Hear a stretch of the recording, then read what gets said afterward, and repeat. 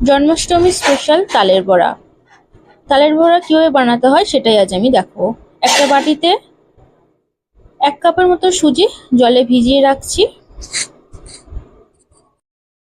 সুজিটাকে আর একটু জল দিয়ে আমি আধ ঘন্টার মতো ভিজিয়ে রাখবো। আর একটা বড় বাটিতে তাল ছেনে রেখে দিয়েছি, সেখানে অল্প অল্প ময়দা দিয়ে হাত দিয়ে ভালো করে মাখিয়ে নিচ্ছি। আমি এখানে একটা গোটা তাল ব্যবহার করেছি, আর তাল ছানাটা আর দেখাইনি।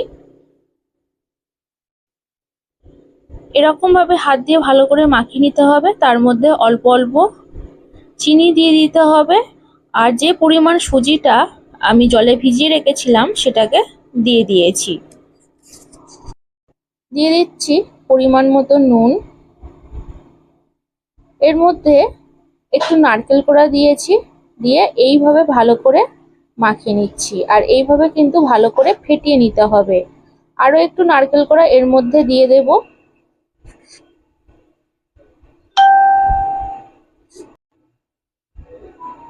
গোলাটা লুজ লাগছে বলে সেই জন্য আরো একটু ময়দা দিয়ে দিলাম, দিয়ে এইভাবে ভালো করে মাখিয়ে নিতে হবে। একটু মৌরি দিয়ে দিচ্ছি, আর তালের বড়ার মধ্যে মৌরি দিলে কিন্তু দারুণ টেস্ট আসে। বেশি না, 1 চামচের মতো এখানে আমি দিয়ে দিচ্ছি। গ্যাসটা অন করে দিয়েছি, আর কড়াইয়ের মধ্যে বেশ অনেকটা পরিমাণ সাদা তেল দিয়ে দিয়েছি। এবার তালের বড়াগুলোকে এইভাবে তেলের মধ্যে ছেড়ে দেব।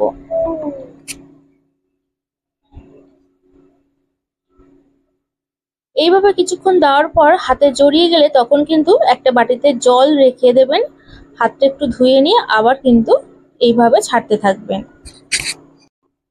খুন্তি দিয়ে একটু জাস্ট উল্টে পাল্টে দিচ্ছি, আর গ্যাসের ফ্লেমটা কিন্তু হাইতেই আছে। কিছুক্ষণ রাখার পর এরকম কালার হয়েছে, এইভাবে ছেঁকে নিতে হবে। আর এইভাবে তালের বড়াকে আমি তুলে নিচ্ছি। এইভাবে আমি সমস্ত তালের বড়াগুলোকে ভেজে নেব। তৈরি হয়ে গেছে তালের বড়া।